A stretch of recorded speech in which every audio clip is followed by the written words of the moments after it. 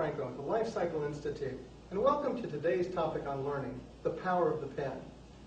One of your core jobs as a facilitator is to create an engaging learning environment. If you create that learning environment, then the student's engagement will increase. If you don't, it'll decrease. And we know that engagement or disengagement is contagious. Most of us are used to using the flip chart to collect student ideas, or sometimes even use it as a parking lot to put up information that we want to get back to. But one of the critical ones that we could use that we oftentimes fail to is the fact that we can use this to develop ideas and teach core points. For example, let's say we're teaching on retention, material retention rates. So we're going to draw this. 1, 2, 3, 4, 6.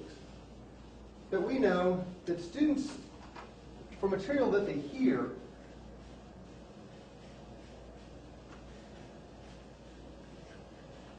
the retention rate is in the 5 to 10% range. For what they see, retention improves significantly. What they're allowed to question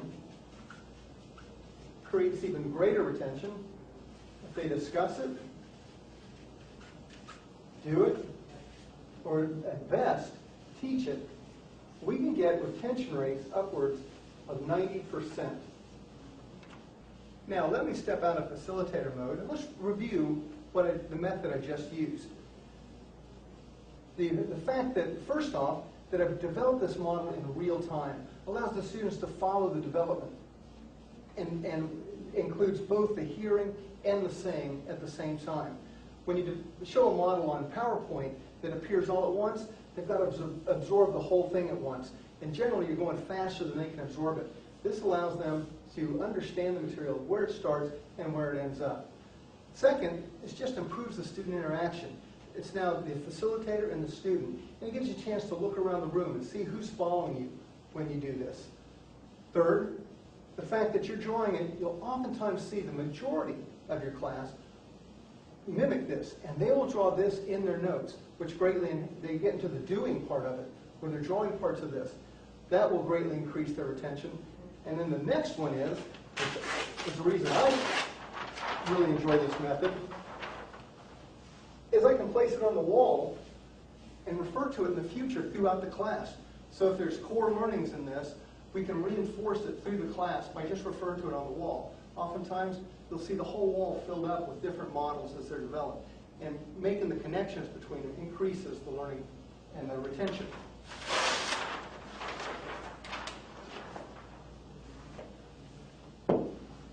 Finally, let's look at the methodology used.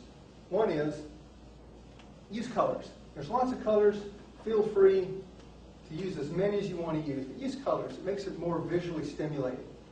Next, one of the techniques is to hold on to with your free hand, hold on to the chart so that you don't get in front and block any of the students. It takes a little extra experience to write from side to side, but you don't block out the students and they can see the development as it goes.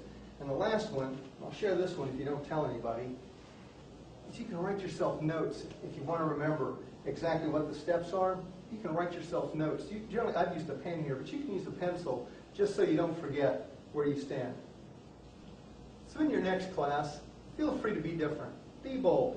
Grab a pen and use the flip chart. I think you'll find your students will notice it and appreciate it. It'll actually make your job more fun too.